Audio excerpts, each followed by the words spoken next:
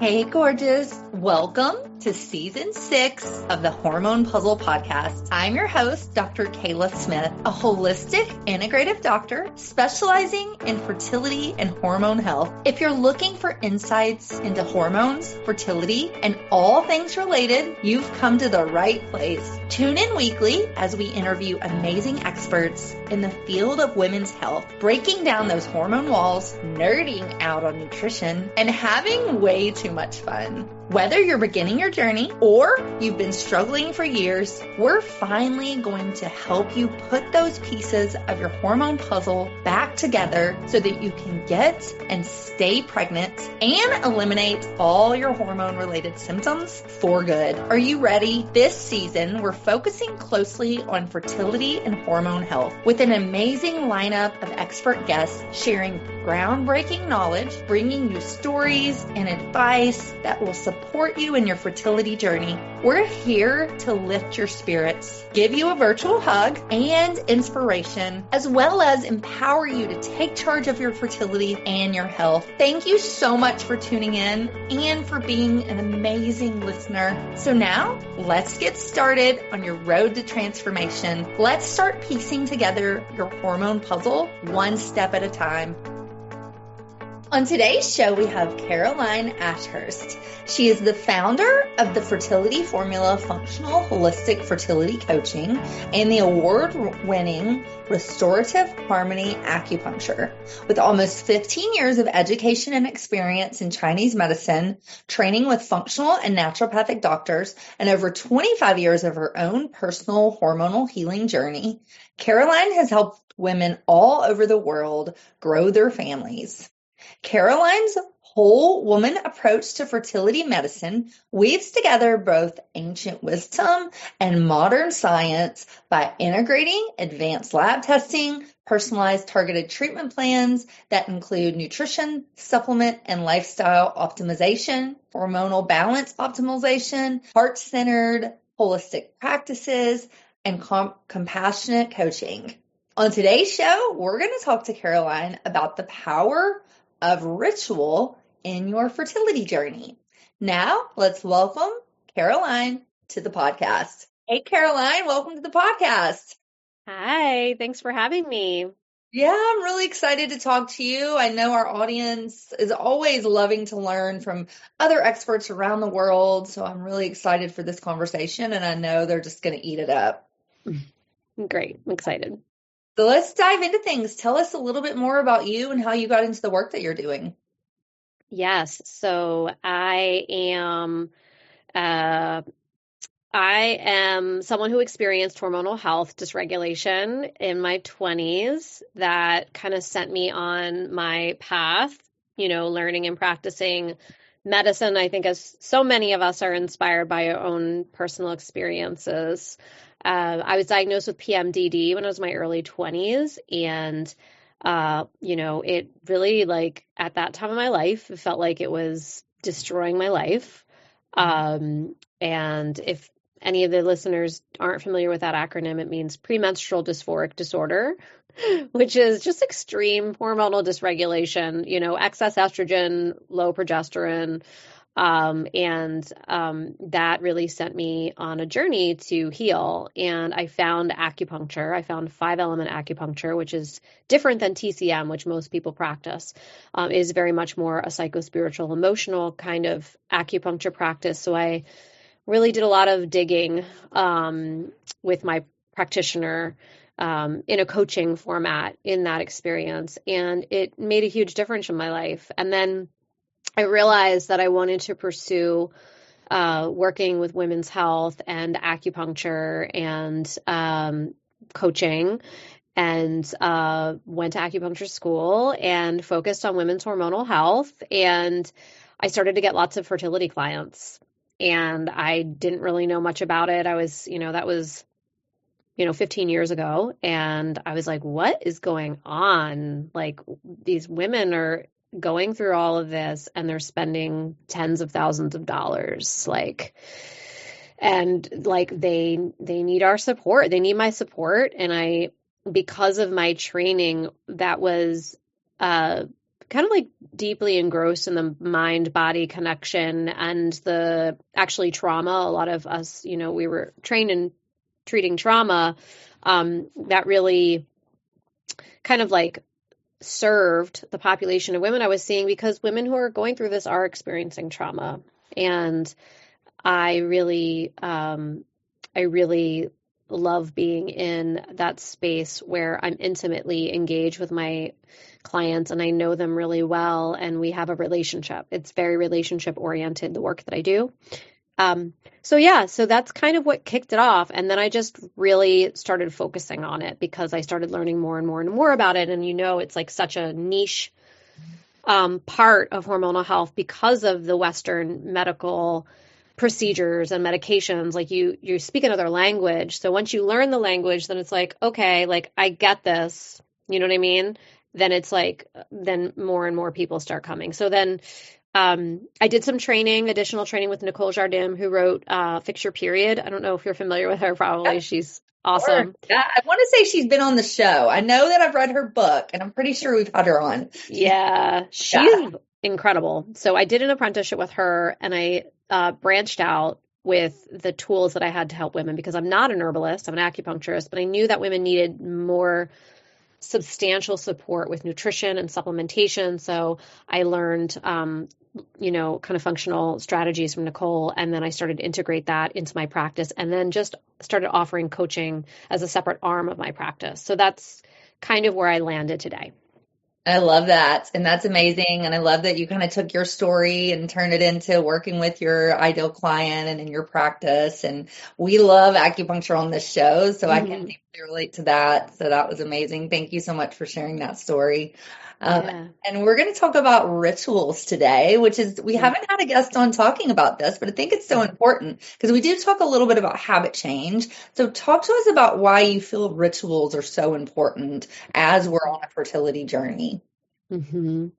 Yeah. Well, I think, historically, when we look at like, what is a ritual? Well, first of all, it's like, it sounds so mystical, right? But like it can really be demystified. And that's part of the, experience that I do offer my clients. It's like, it doesn't have to be a mystical experience. Like it does touch on the eternal. It does touch on like the mythology we all have as humans. And I am like very deeply into all of that, but I like to really bring things to a really grounded place with people because they need to be accessible. They need to be easy to understand and do. So ritual is, historically, the definition is like a spiritual ceremony that consists of like a set of actions that's done in a particular order, right, to promote and cultivate the sacred, right? So it's like, that's one piece of it. And then they also honor thresholds in our lives. So when we step into new places in our life, right? When we have loss, when we have new beginnings, rituals are a great way to demarcate those things so that we have, so to speak, a container for our life experience. And we live so much in a world where we're constantly just going. We don't have time to digest. We don't have time to process, especially with a fertility process.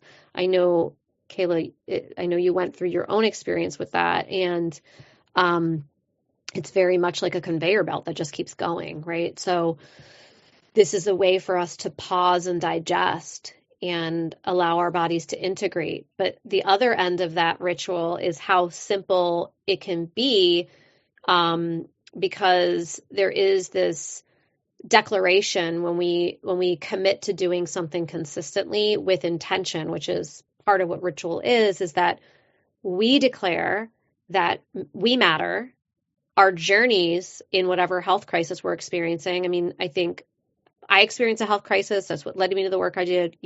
Women who we're talking to in this space, you ladies are going through a crisis of sorts. It's important for us to really say that my journey in this process matters, like how this journey goes, not, of course we want the end goal, but like, how are we going to make our life livable between then and now, right? Because we have to live our lives, and our lives matter exactly as they are now. Like, right? We matter. So it's declaring that self-love. And I think that's also a real big challenge for a lot of women, is declaring that we matter, and that our love for ourselves should be at the center of this experience, especially when it comes to fertility. We farm out ourselves to the doctors who give us our lab results and the ultrasound techs who tell us how many antrical follicles we have. We completely farm ourselves out to that, when really what we need to be doing is centering ourselves back into a place of healing, because it's like we're the fountain from which our offspring come. Like we're the center of that fountain. So we need that to be nourished. We need that to be whole. We need that to be declared as the most important part of the journey. So ritual really brings that back. It brings that sense back to women, I believe, in my experience. Sure. And I feel like that's lost a lot. I talk about that on the show all the time, how we really do need to take back our power and how the body can heal. And we have to stop giving away so much of that power to the outside, to the doctors and the nutritionists and all the people that we work with. Obviously, they serve a place, but we need our power because our body can heal if we just get out of the way and kind of let it. So I love that you say that. And I think ritual is a really important piece of that. So talk to us about how you work, give us an example. You talked about self-love. So is there an example of something around self-love that you do with your clients? Yeah. So, it's funny because we talk about this conversation of self-care in 2025, and I feel like that's changing a lot with just everything happening. But when we're talking about self-love and how that works into self-care, it's really time. It's devotion. So when you love something, right, the word love, it's a verb.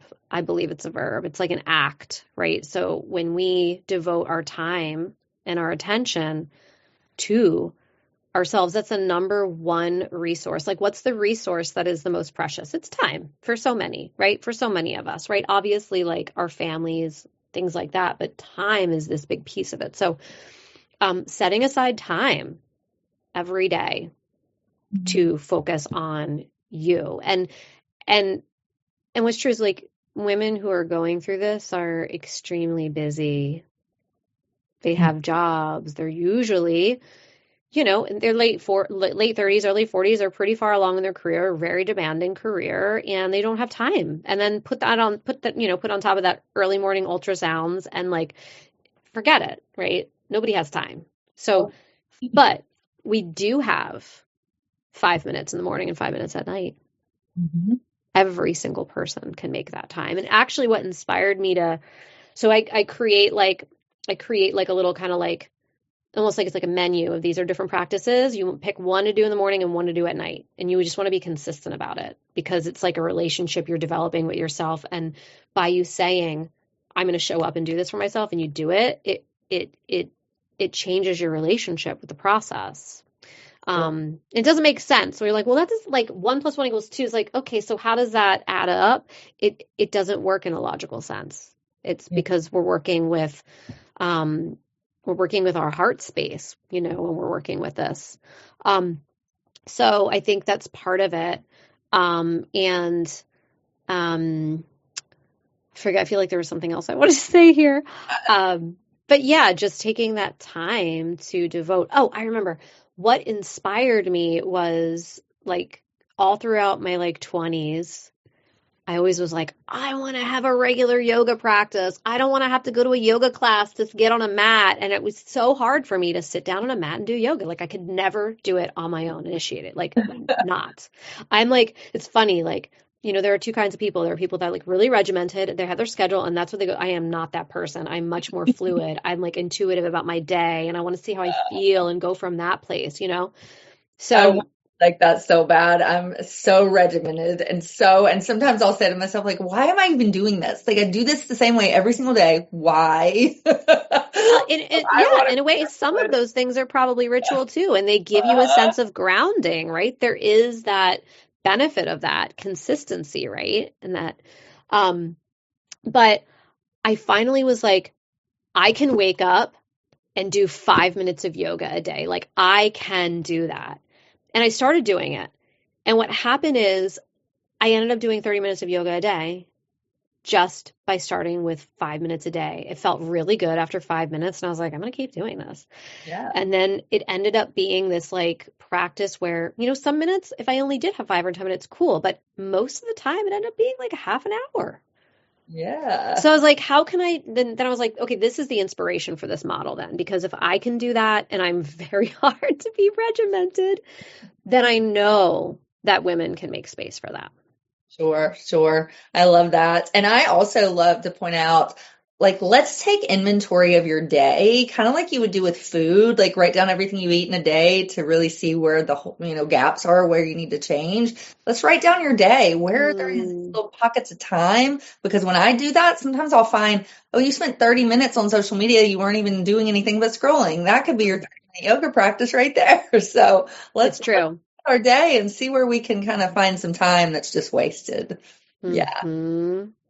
For sure. I love that. I love that idea of, writing down your day. That's a beautiful practice for bringing awareness.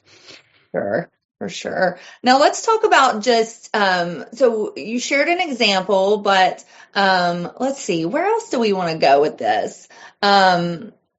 Well, talk to me about a success story. Who have you helped put a ritual in place that you feel like they really succeeded with it, and then that impacted their fertility journey? So, I worked on my online virtual kind of program for years before I actually birthed it. And now it's used in conjunction with my 101 testing, because I believe that testing is really important. With labs and things like that. So this is like one arm of the story, right? And that's kind of like what my online program kind of like facilitates with my clients. But, it's interesting because there's a couple things I was thinking about talking about today when I was thinking about the questions we might touch on, and talking about some of the rituals that are like more guided versus like, success stories of getting women to like do them. I think if I were to answer your question, I think what's really fascinating to me, there's this one ritual that's a part of my program where it's called the womb cleansing practice. And I've never it's always been shocking for me because I'll work with women who are real pragmatic people who don't really do meditation. They're new to it. They're like, what do I do here?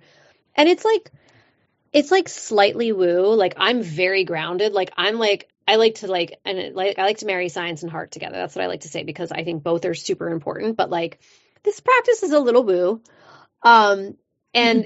And part of it is really listening to what your womb is telling you, like what you're sensing. It's like opening up a communication with her. And every single woman that I've done it with, I used to do it live in my coaching calls before it became a self-guided thing. Every single woman has information given to her. Wow. That's amazing. Think about that, right? It's amazing. Most women are just like, I don't know what is that, right? But when you're in that space, like the truth is, like our body is speaking to us. Our body communicates with us. We just have to open up the channel or tune in, right? But that's so powerful because we're so disconnected from our bodies, and that disconnection becomes even more when we start to feel like our bodies fail us. So if we can really reignite that relationship, that's so healing on so many ways for women. And I think our wombs are just these incredible power centers, right? Like I don't know if you've heard this, but the cells in our ovaries have like 300 times mitochondria than any other place in our body. Mitochondria, right? They're like the energy like batteries of our body. So like this is supercharged territory. You know what I mean? Like there's so much power there. So I think that's, in general, those are some of the breakthroughs I think my clients have with ritual. But I think one of the biggest things is, again, it's like we look at like how it's powerful in shifting things. If we get the right roadmap. So part of it's like, we need the right roadmap, right? We need to know like what's right for us to do. right? Which is like half of the problem. But once we get that and when somebody helps us, we trust, like somebody like you, someone picks you because they trust you. They feel intuitively you're the right person to work with. You give them the roadmap. Then what's the other part of success, right? It's consistency and staying the course, right? Because so much of this experience for women who are on their own before they reach out for coaching support is they're trying this, they'll do it for a month or two, it's not working, and then they try something completely different.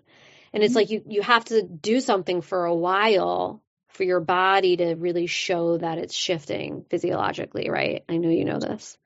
Yes. So this piece of doing these morning and evening rituals, which create this grounding experience of relationship with the self during this process, keeps, I say it keeps women engaged in this process beyond like, okay, yeah, I just gotta like eat these certain foods. That's so mental, right? But that alone, the mental thing alone isn't enough to like sometimes keep you somewhere and keep you consistent and keep you going on the path. But these little touch points of daily commitment to self really, like, it's like a holistic way of creating that grounded consistency in continuing on the path ongoing. For sure. I know I talk about that a lot, that this isn't just for your fertility. This is for your overall health. And this is a lifestyle. You're not going to abandon ship once you get pregnant and have a baby and go back to, Western eating and, not sleeping and all the things. This is, totally. You want to be consistent and you want this to be your lifestyle. This is, you embody this fertile person and this, healthy being. And so this is for the rest of your life. So I love that. And I completely agree. And I think ritual fits in very nicely with that because you can ritualize as well this way of being, so you're stepping into that and embodying it. So I love that. Amazing. You talk about one of the single most powerful things that a woman can do for her fertility and her egg quality. We already touched on that, or is there something else you're going to give us another, something else here? I feel like that diverts a little bit from ritual. However, yes. Anything I want to say about ritual before we divert? Yeah, no, for sure. I do want to say that,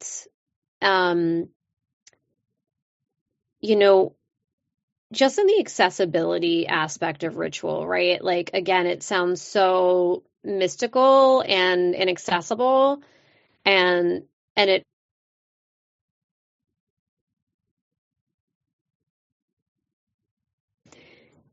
I think I lost you. Can you still hear me? Yeah, I can. Did freeze. And so you were about to say something and then, so I didn't catch any of that. Now it looks like you might be frozen again. Oh no. Yeah, you're frozen again. I can't hear you.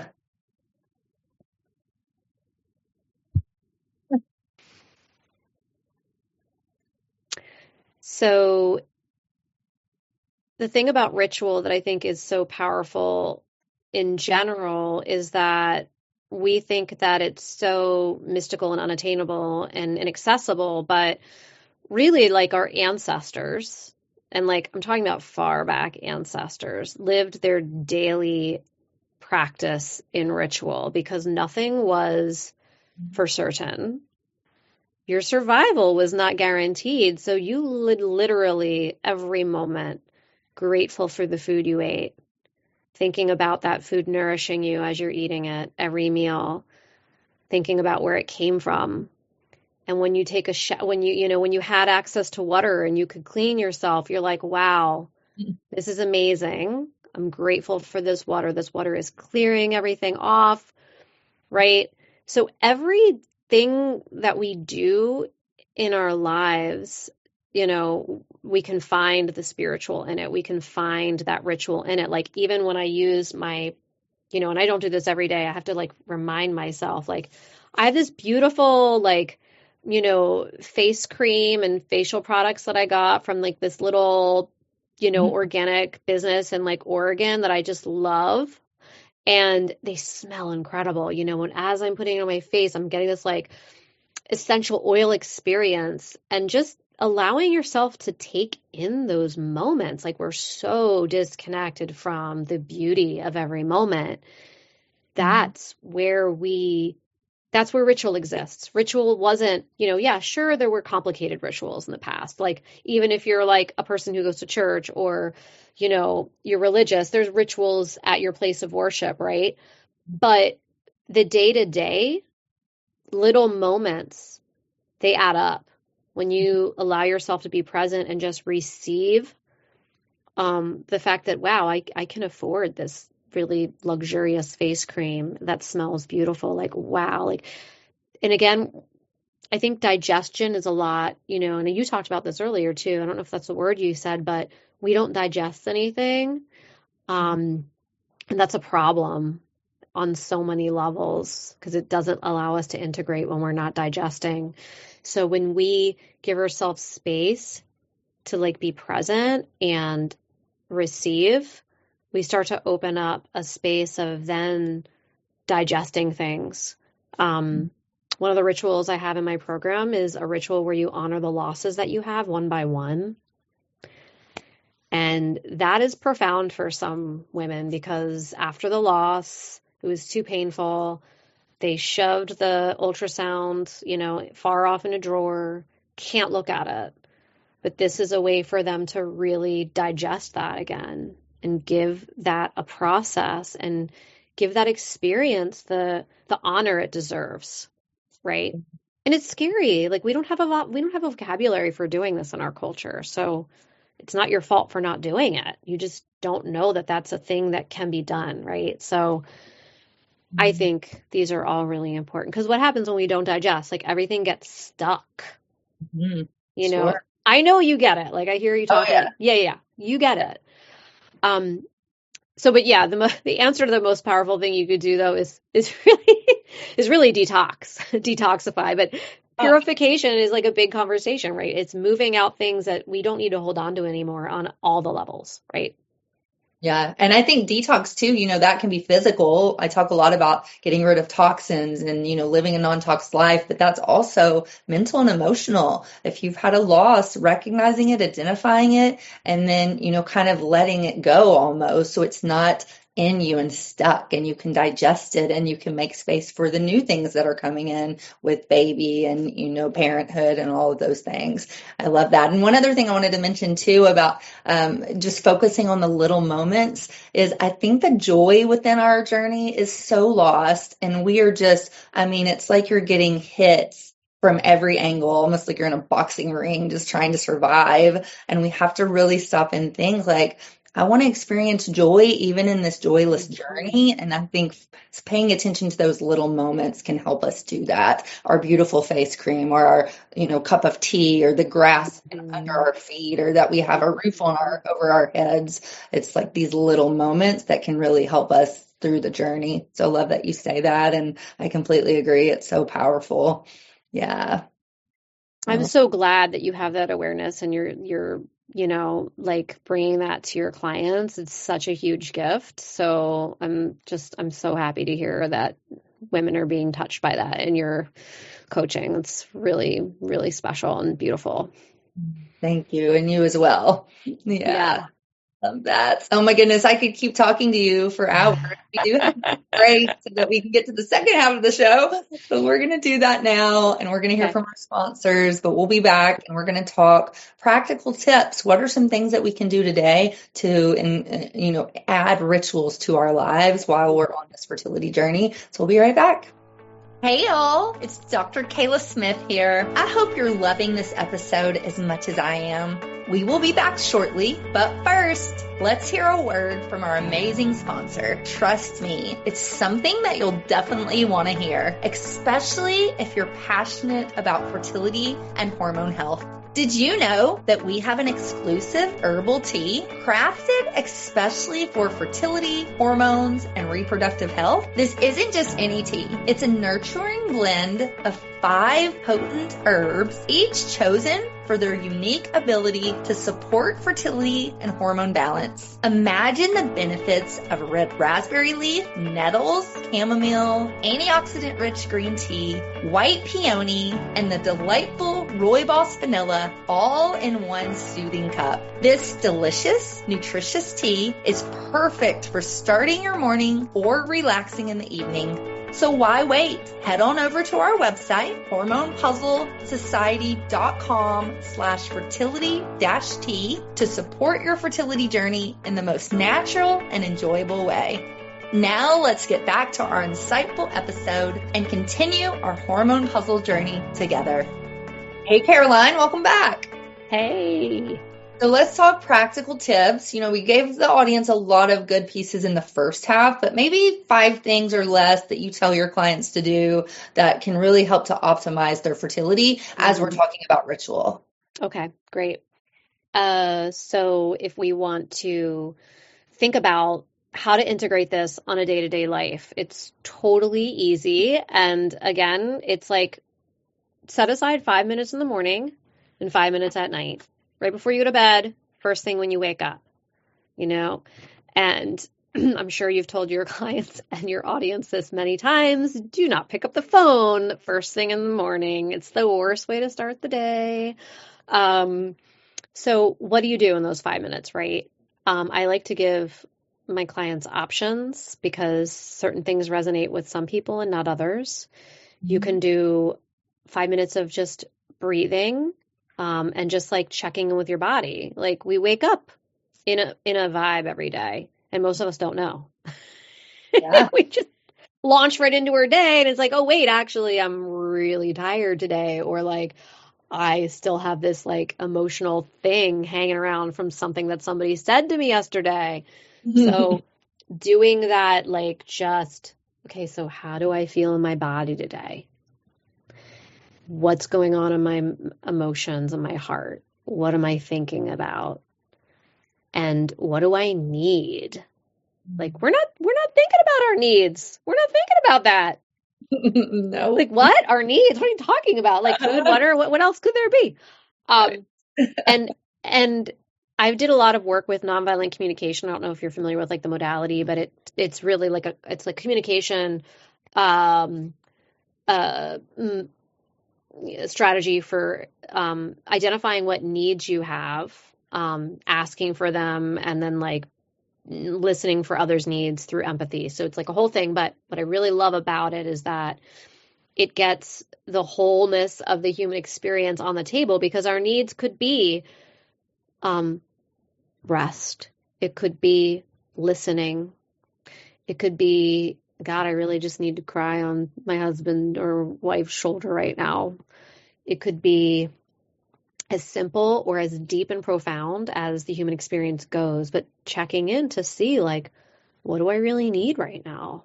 And then you can start to be more thoughtful about how you design your day to support yourself, right? Maybe I really am thirsty today. Like I need to drink more water than I usually do, or, God, I really just have to have a talk with my friend. So that's a great little 5-minute practice that anyone could do without any practice.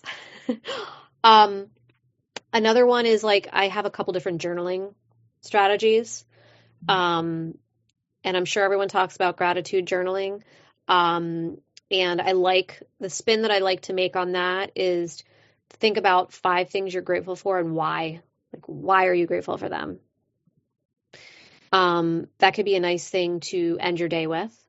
There is something I learned from work that I did called the Holy Trinity, but it's not religious at all, but they just use the term because it's funny. But think about something you want to brag to yourself about. Like at the end of the day, what are you bragging about doing today that you were like, wow, I really killed it today. I did this. Like, and then a grateful, and then a desire.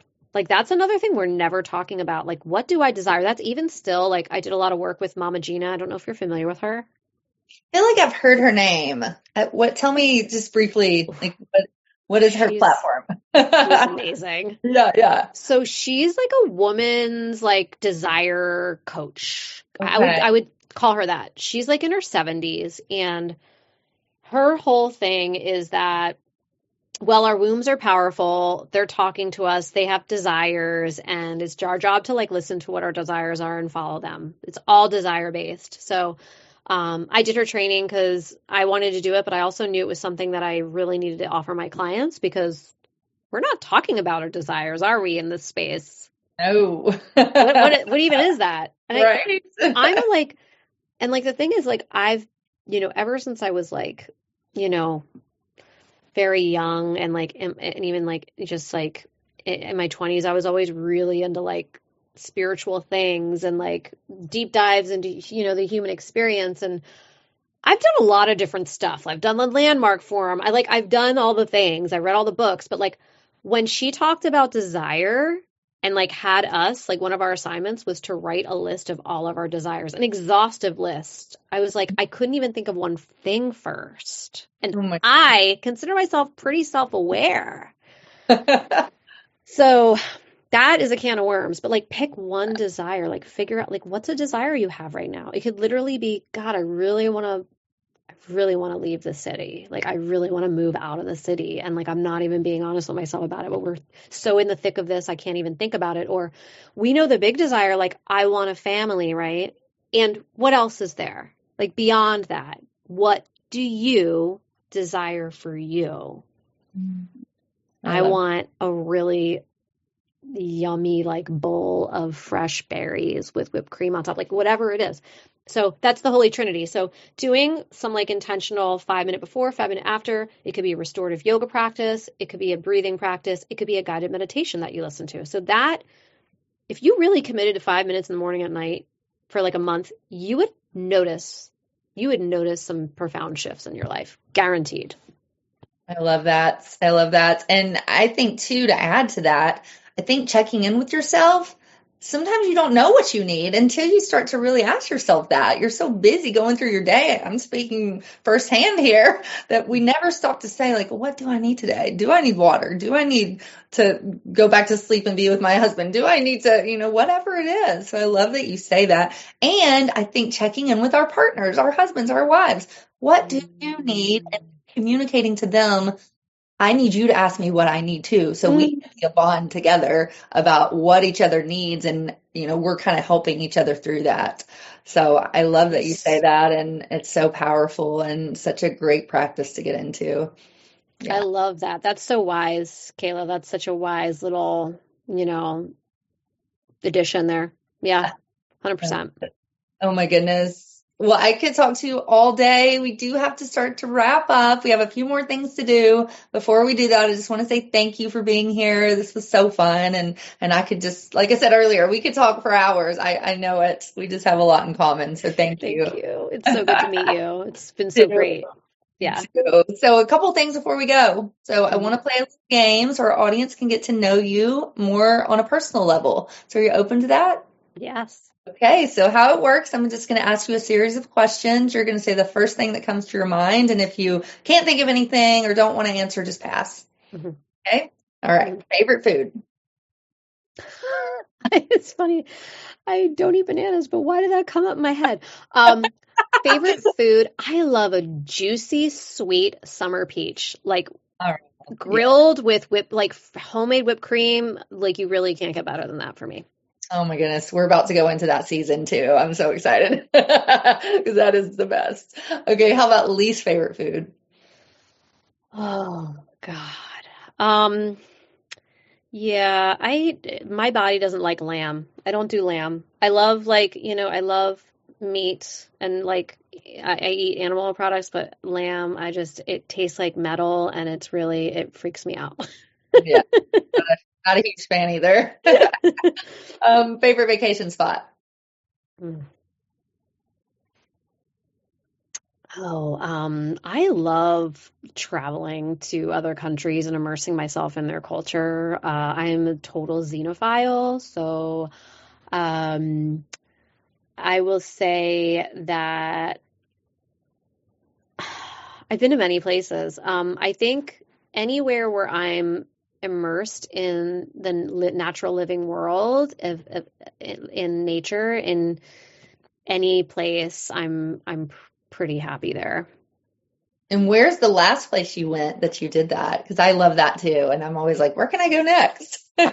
So this is a really sad story because the last time I traveled internationally was before I had my daughter, and that was like 9 years ago. Ah. We went to Colombia. We went on our honeymoon, and we went to Cartagena, which I highly recommend for anyone on the East Coast. You can take a really fast, cheap flight to Cartagena, Colombia. Yeah, and it's an amazing, great like weekend, even like weekend 3-day getaway like spot to like. There's a lot of nightlife. It's really beautiful. We went 3 hours up in the mountains, this little mountain town called Minca, and there were tons of hikes and waterfalls, and it was beautiful and real raw and amazing food and coffee and chocolate. There's lots of coffee and chocolate in Colombia. And since then it's grown. That Minca has turned into kind of like there's some like hostels and expat stuff going on there. So I think there's a lot more fun things to do there now. I love that. Oh my goodness. How about a bucket list item that you're either currently doing or you want to do this year? This year. And you could pass. If you don't have anything right now or it's not going to happen in a year, then you'll just pass. Okay. Within a year, like I'm going to go ahead and say I'd really love to travel to Italy or Ireland. Those are my ancestral lines, and I've never been to their lands, and I want to be there. I want to be especially in Ireland. So I'm going to declare it that I'm going to try and do that this year. I love that. Oh my goodness. One of my friends just went to Ireland and it looked amazing, and I would love to go there as well. So keep me posted if you go. I'm going to stalk you on Facebook and look at your pictures. For sure. I can definitely tell you, I'm like really deep into it. There's lots of mythological places that still exist there today. I love that. And then last question, your first concert. That's one I did remember from your questions. This is funny. Harry Connick Jr. Okay. Wow. Isn't he? He's from Louisiana, but I'm sure he's played in Tennessee a bunch. But yeah, he's like a Louisiana style jazz singer that my parents were into, and we went to see him when I was like, I don't know, 12, 11, and it was great. It was great. Yeah. Very cool. I love that. Oh my goodness. Well, thank you again for being here, Caroline. Tell everybody, where can they find you and learn more about your work? Yeah. So if you want to go on carolineashurst.com, it's my name. You can check out my offerings there. I have a self-guided online program if you want to do something that's a little bit more personally guided. I do free complimentary calls if anyone is curious about my work and wants to talk about their specific situation. And again, I do lab testing in addition, it's like I do the whole mind, body, heart thing. But yeah, and I think there's a freebie too that you're going to put out, right? That people can access. It's my guide on how to balance your hormones naturally so you can get and stay pregnant faster. Yeah, and I'm on Instagram. I have a YouTube channel that has some podcast kind of material on there that you can check on too. That's on my link tree on Instagram. You can find everything there. I'm at Restorative Harmony. But I want to find out what your first concert was because I really want to know. Yeah, so mine was Aerosmith. Yes. I was like 12. Yes. And shortly after that, I did, Warrant, Bullet Boys, and it was another White Snake or White. Oh my God, that's great. It was great. It was when in Memphis, they used to have a place called Mud Island, and it was like a little island that they had concerts on. And so everybody would go to this island and they would have these crazy concerts. Yeah, it was a lot of fun. That is so cool. I love that. Yep. Me and my dad went to Aerosmith. Yeah. I was so young. That's really amazing. I think my husband and I were talking about it. I was like, Aerosmith couldn't get away with their lyrics today that they had back then. No way. Some of their songs, you're like, that would never fly. Like Janie killed somebody. Like we're singing about murder. Yeah, for sure.